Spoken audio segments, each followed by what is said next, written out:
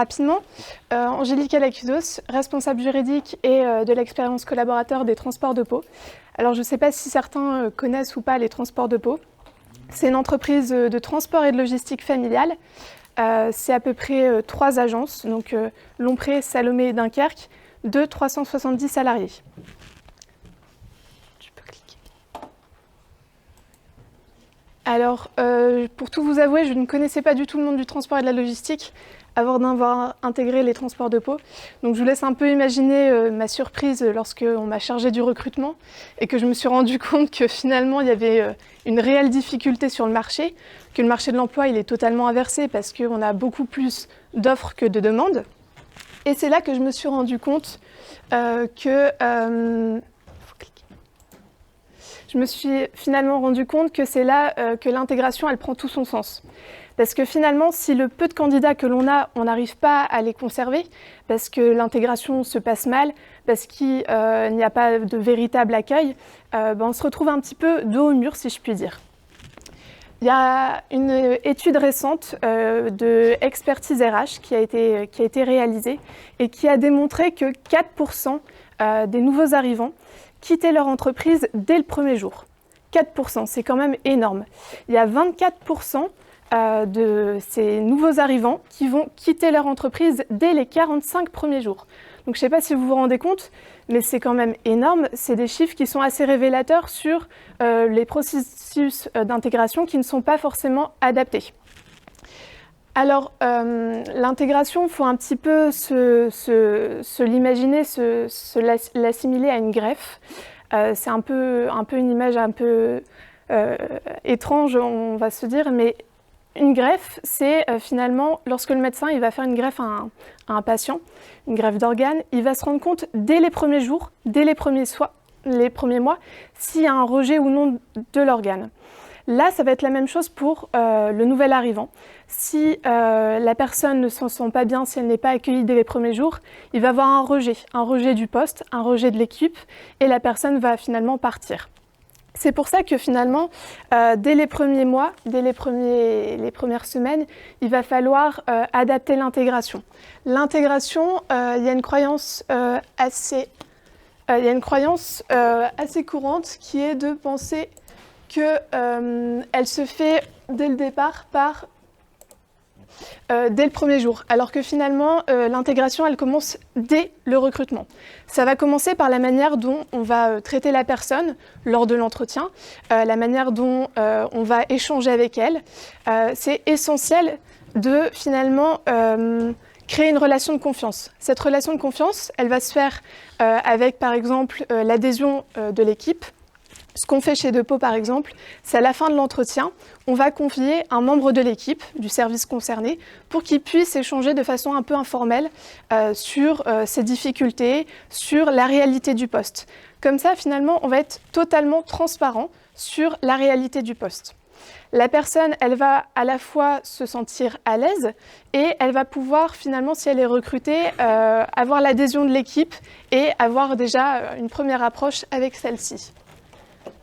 Après le recrutement, l'intégration, elle va se poursuivre avec l'accueil de la personne.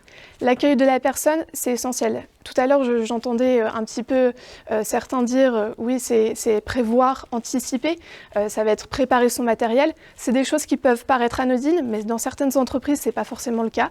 La personne va arriver, elle n'aura pas son poste de prêt, elle n'aura pas son ordinateur.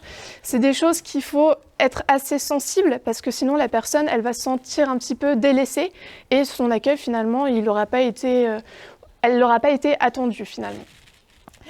Chez Depot, on fonctionne d'une certaine manière. Dès le premier jour, la personne va faire un tour d'intégration. Ce tour d'intégration, il a une certaine logique. Ça va être selon le suivi d'une commande client. Donc ça va commencer par le service gestion client, puis l'affrètement, puis l'exploitation, et ainsi de suite. Ça permet à la personne d'avoir un visu global sur l'organisation de l'entreprise.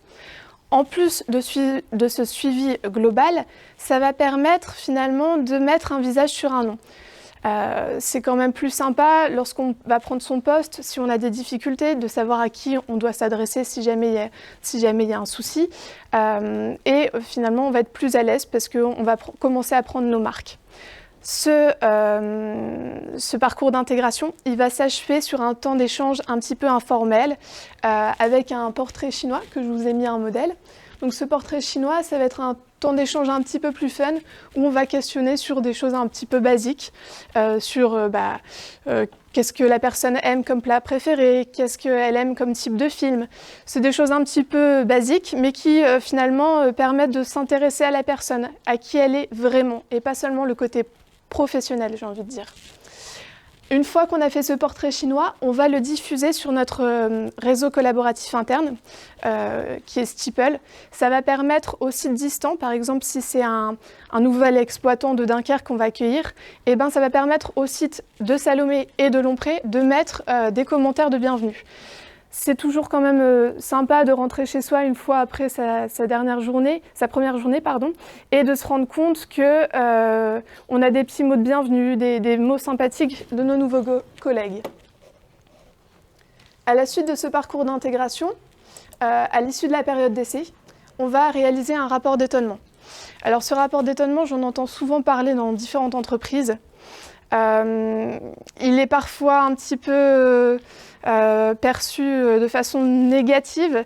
Les entreprises ont toujours un petit peu peur d'interroger le nouvel arrivant. Est-ce qu'il va mettre beaucoup de choses négatives? Est-ce qu'il va être plutôt orienter la chose positivement? Je pense qu'il faut le revaloriser parce que c'est vraiment un processus d'amélioration continue.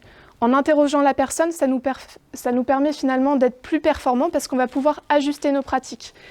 Ce type d'outil, ça va nous permettre de capter un certain nombre d'informations, un certain nombre d'informations de dysfonctionnement sur l'entreprise que finalement seul un regard externe pourrait nous apporter. En plus de ce moyen efficace pour l'entreprise, ça va être aussi un outil innovant pour le salarié. Parce que finalement, là, il va pouvoir mettre une pierre à l'édifice, il va pouvoir s'impliquer davantage, parce qu'en pouvant s'étonner, il va pouvoir s'impliquer davantage et donner des solutions pour améliorer l'organisation de l'entreprise et nos éventuels dysfonctionnements. À l'issue de ce rapport d'étonnement et à la fin de la période d'essai, il y a une petite pratique qui est vraiment propre à Depo, c'est l'Intenews. Alors l'Intenews, c'est vraiment quelque chose que j'apprécie particulièrement. C'est un petit déjeuner qu'on va organiser chaque trimestre avec tous les nouveaux qui sont arrivés pendant une période donnée. Quand je dis tous les nouveaux, c'est vraiment tous les nouveaux de tous les sites et de tous les corps de métier. Donc on peut avoir des exploitants, on peut avoir des conducteurs de n'importe quel site et on va les rassembler avec la direction et le service RH. Et ça va permettre d'avoir à la fois un petit tour sur le ressenti de chacun post-intégration et ça va permettre aussi de mettre en valeur la chaîne de compétences. Souvent, quand on est à son poste, je pense que c'est assez naturel, on ne va pas se rendre compte des difficultés de l'autre, on va être un peu dans son quotidien, on ne va jamais s'arrêter à ce que fait l'autre. Là, c'est justement l'intérêt de prendre le temps d'écouter l'autre, de ce qu'il fait, et ça va pouvoir aussi s'intégrer un petit peu plus dans le collectif. Alors, je fais une petite aparté. On a un conducteur en interne qui nous fait des super belles illustrations et qui a participé à nos mascottes. Donc, je vous présente nos 4 mascottes qui représentent nos 4 corps de métier. Alors, vous avez juste à gauche Carrie qui représente la logistique. Vous avez juste à côté Molly, la petite clé à molette qui représente du coup l'atelier. Scribby, les sédentaires, et Trucky, du coup notre corps de métier le plus important, les conducteurs. Ces 4 mascottes, ça peut paraître un petit peu anodin, je vois que certains, ça les amuse un petit peu. Ça permet finalement, dès l'intégration, de s'identifier à une mascotte de l'entreprise, à un acteur de l'entreprise qui est le fil rouge de notre chaîne de compétences. Outre cette valorisation de chaque corps de métier, ça va permettre de partager l'histoire de l'entreprise, parce que comme vous pouvez le constater, l'Intenews, elle a toujours lieu dans notre musée de Pau, où on a des anciens ensembles de toute époque. Donc on partage cette histoire de notre secteur du transport, et ça va être aussi partager les valeurs de l'entreprise et sa stratégie. On peut un peu assimiler ça finalement, Julien Depeau va être là. Julien Depeau, il va s'assimiler un peu à un capitaine. Il va prendre son équipe, qui est son équipage, et il va donner le cap et il va tenir la barre. Donc, c'est une image un peu rigolote, mais qui représente bien finalement l'Intenews, qui a pour but de créer du lien. Je ne sais pas si vous avez déjà eu l'occasion de demander à vos proches quelle expérience professionnelle ils ont préférée. Je vous invite à le faire. Souvent, lorsqu'on interroge nos proches, ils vont nous dire « j'ai préféré telle expérience ». Pourquoi ? Parce qu'ils ont eu finalement une relation de confiance avec la direction, où ils ont créé du lien avec leurs collègues, avec qui ils s'entendaient bien. Il y avait une bonne entente avec l'équipe. Parfois, il y a le poste, mais parfois, il y a autre chose. Et je pense que c'est justement ça qu'on recherche dans le transport. C'est parfois cet esprit familial, c'est cette création de lien. Et là, on la retrouve vraiment dans l'Intenews, et c'est pour ça qu'on a vraiment réalisé un parcours d'intégration comme ceci.